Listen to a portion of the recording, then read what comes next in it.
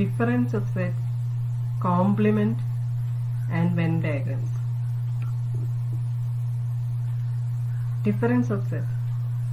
If A and B are two sets, then the difference of the two sets A and B, denoted as A minus B, is the set of all elements in A that are not in B. രണ്ട് സെറ്റുകൾ എയും B എടുത്തിട്ട് A difference B കാണാന്ന് പറഞ്ഞാൽ സെറ്റായിട്ട് എഴുതേണ്ടുന്നത് എയിലുള്ളതും അതേസമയം ബിയിൽ ഇല്ലാത്തതുമായ elements ആണ്. എ ഡിഫറൻസ് ബി എന്ന് പറഞ്ഞാൽ എന്താണ്? എയിലുള്ളതും ബിയിൽ ഇല്ലാത്തതുമായ എലിമെന്റ്സ് ആണ്. A difference B is equal to set of all x such that x is in A and x is not in B. X എയിൽ ഉണ്ടാവണം, അതേസമയം ബിയിൽ ഉണ്ടാവാൻ പാടില്ല. അതാണ് എ ഡിഫറൻസ് ബിയിലെ എലിമെന്റ്സിന്റെ പ്രത്യേകത. If A and B are two sets, then the difference of the two sets B and A, denoted as B minus A, is a set of all elements in B that are not in A. അതേപോലെ തന്നെ B difference A അല്ലെങ്കിൽ B minus A എന്ന് പറയുന്നത് ബിയിലുള്ള element ആയിരിക്കണം, അതേസമയം എയിൽ ഉണ്ടാകാനും പാടില്ല. ബിയിലുള്ളത് എയിൽ ഇല്ലാത്തത്, അതാണ് B difference C. A difference B എന്ന് പറഞ്ഞാൽ എയിലുള്ളത് ബിയിലില്ലാത്തത്. ബി ഡിഫറൻസ് എ എന്ന് പറഞ്ഞാൽ ബിയിലുള്ളത് എയിലില്ലാത്തത്. B minus A is equal to set of all x such that x is an element of B and x is not in A. B difference A എന്ന് പറഞ്ഞാൽ എക്സ് എവിടെ ഉണ്ടാവണം? ബിയിൽ ഉണ്ടാവണം, അതേസമയം എയിൽ ഉണ്ടാവാൻ പാടില്ല. ഒരു എക്സാമ്പിൾ തന്നിട്ടുണ്ട്. If A is equal to set 1, 2, 3, 4, B is equal to set 3, 4, 5, then A difference B is equal to, A difference B എന്ന് പറഞ്ഞാൽ എന്താ? എയിൽ ഉണ്ടാവണം, അതേസമയം ബിയിൽ ഉണ്ടാവാൻ പാടില്ല. എയിലുള്ളതും ബിയിൽ ഇല്ലാത്തതുമായ എലിമെന്റ്സ് ഏതൊക്കെയാണ്? 1, 2. കാരണം ബിയിൽ 3, 4 ഉണ്ട്. എയിലുള്ള 3, 4 എന്ന് പറയുന്നത് ബിയിലുണ്ട്. അപ്പൊ എ ഡിഫറൻസ് ബി എന്ന് പറഞ്ഞാൽ എയിൽ ഉണ്ടാവണം, പക്ഷെ ആ എലിമെന്റ്സ് ബിയിൽ ഉണ്ടാവാൻ പാടില്ല. എ ഡിഫറൻസ് ബി എന്ന് പറയുന്നത് സെറ്റ് 1, 2 ആണ്. അതേപോലെ ബി ഡിഫറൻസ് എ എടുത്തു കഴിഞ്ഞാൽ എങ്ങനെയാണ് വരുന്നത്? ബിയിൽ ഉണ്ടാവണം, എയിൽ ഉണ്ടാവാൻ പാടില്ല. അപ്പൊ ബിയിലുണ്ട്, എയിലില്ല എന്ന് പറയുന്ന എലിമെന്റ് ഏത് മാത്രമാണ്? 5 മാത്രമാണ്. അപ്പോൾ ബി ഡിഫറൻസ് എ എന്ന് പറയുന്നത് സെറ്റ് 5 ആണ്. എ ഡിഫറൻസ് ബി എന്ന് പറഞ്ഞാൽ ഓർത്തിരിക്കുക, എയിലുള്ളതായിരിക്കണം, ബിയിലുണ്ടാവാൻ പാടില്ല. എയിലുള്ളത് ബിയിലില്ലാത്തത്. ബി ഡിഫറൻസ് എന്ന് പറഞ്ഞാൽ ബിയിലുള്ളത് എയിലില്ലാത്തത്. അല്ലെങ്കിൽ ഈ ഒരു രീതിയിലും ചിന്തിക്കാം, എയിൽ നിന്ന് ബി മാറ്റുന്നു, അല്ലെങ്കിൽ ബി ഡിഫറൻസ് എന്ന് പറയുമ്പോൾ ബിയിൽ നിന്ന് എ മാറ്റുന്നതായിട്ട് ചിന്തിക്കുക. ഓക്കെ, അടുത്തത് complement of A set. If A is any set, then the complement of A is the set of all elements in U, the universal set that are not in A. Complement എന്ന് പറഞ്ഞാൽ എയുടെ complement എന്ന് പറഞ്ഞാൽ എയില് ഇല്ലാത്ത elements അതേസമയം യുയിലുള്ളതാണ്. എയുടെ വെളിയിലുള്ള elements. A എന്ന് പറയുന്നത് യൂണിവേഴ്സൽ സെറ്റ് യുയുടെ സബ്സെറ്റ് ആണ്. അപ്പോൾ എ കോംപ്ലിമെന്റ് എന്ന് പറഞ്ഞാൽ എന്താ? എക്ക് വെളിയിൽ വരുന്ന എല്ലാ എലിമെന്റ്സും, എക്ക് വെളിയിൽ വരുന്ന യുയിലുള്ള എല്ലാ എലിമെന്റ്സും. എ കോംപ്ലിമെന്റ് എന്ന് പറഞ്ഞാൽ elements in U that are not in A എന്നാണ്. അപ്പൊ കോംപ്ലിമെന്റ് 3 രീതിയിൽ ഡിനോട്ട് ചെയ്യാറുണ്ട്.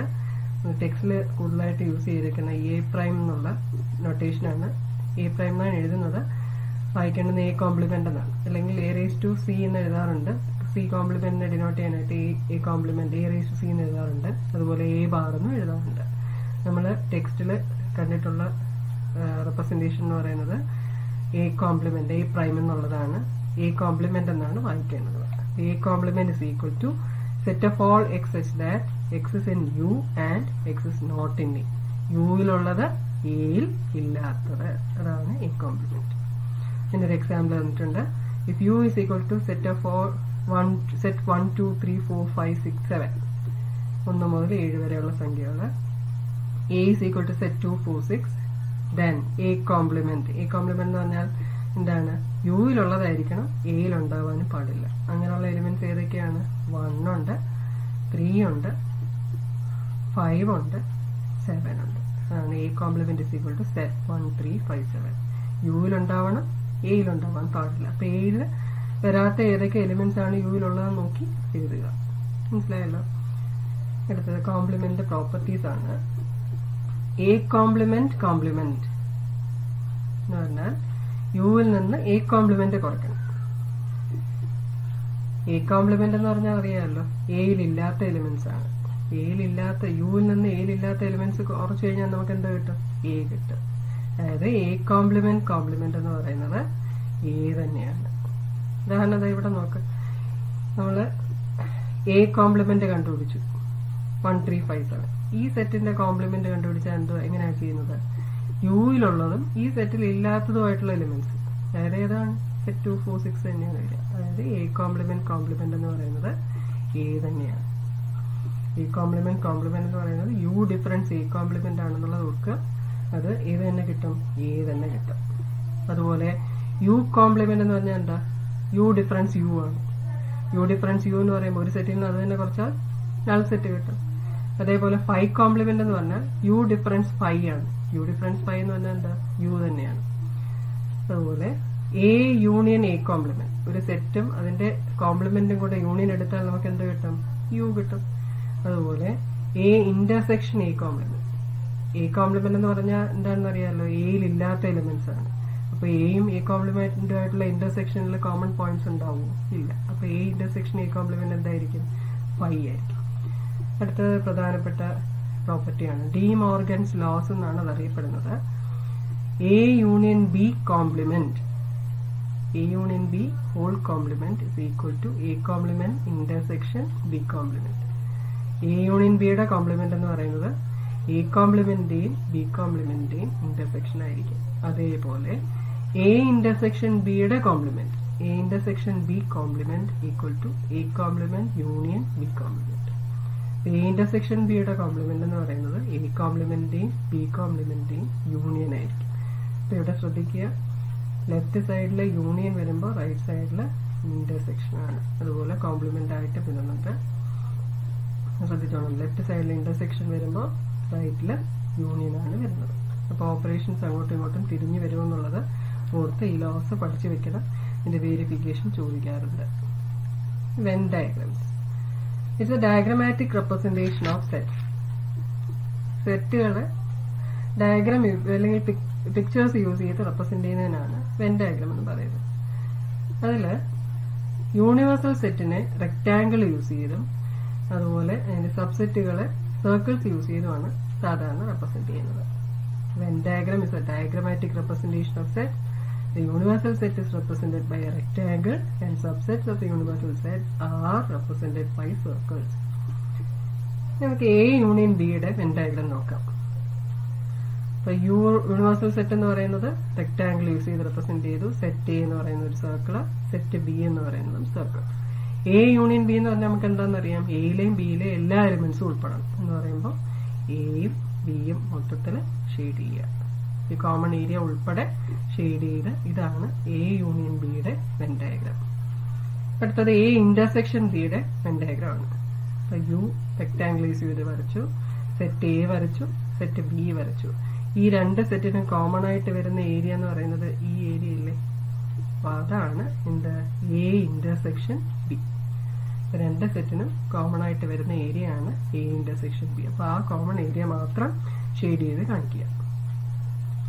അടുത്തത് when diagram of disjoint sets A and B. എയും ബിയും ഡിസ്ജോയിന്റ് ആന്ന് പറഞ്ഞാൽ എന്താ, എ ഇന്റർസെക്ഷൻ ബിയിൽ കോമൺ പോയിന്റ്സ് ഇല്ല, അതായത് അവയ്ക്ക് പൊതുവായ എലിമെന്റ്സ് ഇല്ല എന്ന് പറയുമ്പോൾ രണ്ടും ഇന്റർസെക്ട് ചെയ്യാതെ സെപ്പറേറ്റ് ചെയ്ത് വരയ്ക്കുക. യൂണിവേഴ്സൽ സെറ്റ് വരച്ചു, സെറ്റ് എ വരച്ചു, സെറ്റ് എ ടച്ച് ചെയ്യാതെ അതിനെ ഇന്റർസെക്ട് കട്ട് ചെയ്ത് പോകാതെ സെറ്റ് ബി വരച്ചു. അപ്പൊ ഇതാണ് ഡിസ്ജോയിന്റ് സെറ്റുകളുടെ വെൻ ഡയഗ്രാം. അടുത്തത് എ ബിയുടെ സബ്സെറ്റ് ആകുമ്പോൾ എങ്ങനെയാണ് വരയ്ക്കുക എന്നുള്ളതാണ്. റെക്ടാങ്കിള് യൂണിവേഴ്സൽ സെറ്റ് വരച്ചു, എ ബിയുടെ സബ്സെറ്റ് ആണെന്നാണ് പറഞ്ഞത്. അപ്പൊ ആദ്യം ബി വരയ്ക്കുക, അത് കഴിഞ്ഞ് ബിക്കകത്ത് എ വരയ്ക്കുക. ഇതിനകത്ത് രണ്ട് റിസൾട്ട് നമ്മൾ പഠിച്ചിട്ടുണ്ട്. എ ബിയുടെ സബ്സെറ്റ് ആണെങ്കിൽ എ യൂണിയൻ ബി എന്തായിരിക്കും? എ യൂണിയൻ ബി എന്ന് പറഞ്ഞാൽ എന്താ എഴുതുന്നത്, എയിലെയും ബിയിലെയും എല്ലാ എലിമെന്റ്സും എഴുതണം. എ ബിയുടെ സബ്സെറ്റ് ആകുമ്പോൾ എ യൂണിയൻ ബി എഴുതുമ്പോൾ മൊത്തം സെറ്റ് ഏതാണ് ഔട്ട്സൈഡ് കിടക്കുന്നത്? ബി ആണ്. ഏതാണ് വലിയ സെറ്റ്? ബി ആണ്. അപ്പൊ എ യൂണിയൻ ബി എടുക്കുമ്പോൾ ഇത് തന്നെ കിട്ടും, ബി ആണ് കിട്ടുക. അപ്പൊ ഈ പിക്ചറിൽ നിന്ന് അത് കുറച്ചുകൂടെ ക്ലിയർ ആണ്. എ ബിയുടെ സബ്സെറ്റ് ആണെങ്കിൽ, എ ബിക്ക് അകത്താണ് വരുന്നതെങ്കിൽ എ യൂണിയൻ ബി എന്തായിരിക്കും? പുറത്ത് വരുന്ന വലിയ സെറ്റായ ബി ആയിരിക്കും. ഇന്റർസെക്ഷൻ എടുത്താലോ രണ്ടിനും പൊതുവായിട്ട് വരുന്നത് ഏതാണ്? സെറ്റ് എ ആണ്. അപ്പൊ എ ഇന്റർസെക്ഷൻ ബി എന്ന് പറയുന്നത് എ എന്ന് കിട്ടും. ഇതിന്റെ വെൻ ഡയഗ്രം വരയ്ക്കാൻ ചോദിക്കാറുണ്ട്, അത് ശ്രദ്ധിച്ചോണം. അപ്പോൾ എ യൂണിയൻ ബി ആണ് ചോദിക്കുന്നതെങ്കിൽ മൊത്തം ഷെയ്ഡ് ചെയ്തിടുക. ഓക്കെ, എയും ബിയും ഷെയ്ഡ് ചെയ്തിടുക. എ ഇന്റർസെക്ഷൻ ബി ആണ് ചോദിക്കുന്നതെങ്കിൽ ഏത് ഷെയ്ഡ് ചെയ്ത് കൊടുക്കണം? എ ഷെയ്ഡ് ചെയ്ത് കൊടുക്കണം. മനസ്സിലായല്ലോ? അടുത്തത് Venn diagram for B subset of A. B എയുടെ സബ്സെറ്റ് ആവുമ്പോൾ ബി ആണ് ചെറിയ സെറ്റ് അല്ലേ? അപ്പോൾ ചെറിയ സെറ്റ് ബി, ആ ബി എ ഉൾക്കൊള്ളുന്ന സെറ്റ് എ, എയും ബിയെയും ഉൾക്കൊള്ളുന്ന യൂണിവേഴ്സൽ സെറ്റ് യു. അപ്പൊ ഇവിടെയും നേരത്തെ പറഞ്ഞ പോലെ റിസൾട്ട് ഉണ്ട്. A union B. A union B എന്ന് പറയുമ്പോൾ എയിലെയും ബിയിലെയും എല്ലാ എലിമെന്റ്സും വരും. അതായത് ഈ വലിയ സെറ്റ് എ വരും അല്ലെ? അപ്പോൾ A union B equal to A ആണ്. അപ്പോൾ ഇവിടെ ബി സബ്സെറ്റ് ഓഫ് എ ആകുമ്പോൾ എ യൂണിയൻ ബിയുടെ വെൻ ഡയഗ്രം വരയ്ക്കാൻ പറഞ്ഞാൽ എ കംപ്ലീറ്റ് ഷെയ്ഡ് ചെയ്തിടുക. എയും ബിയും ഉൾപ്പെടെ ഷെയ്ഡ് ചെയ്തിടണം. എ ഇന്റർസെക്ഷൻ ബി വരുമ്പോൾ ബി ആണ് ഇവിടെ ചെറിയ സെറ്റ്. അപ്പോൾ ഇന്റർസെക്ഷൻ വരുമ്പോൾ ചെറിയ സെറ്റിലേക്കാണ് പോവുക. അതായത് എക്കും ബിക്കും പൊതുവായിട്ട് വരുന്നത് ബി ആണ്. അപ്പൊ അവിടെ ബി വേണം ഷെയ്ഡ് ചെയ്തിടാൻ. ഇത് ശ്രദ്ധിച്ചോളാം.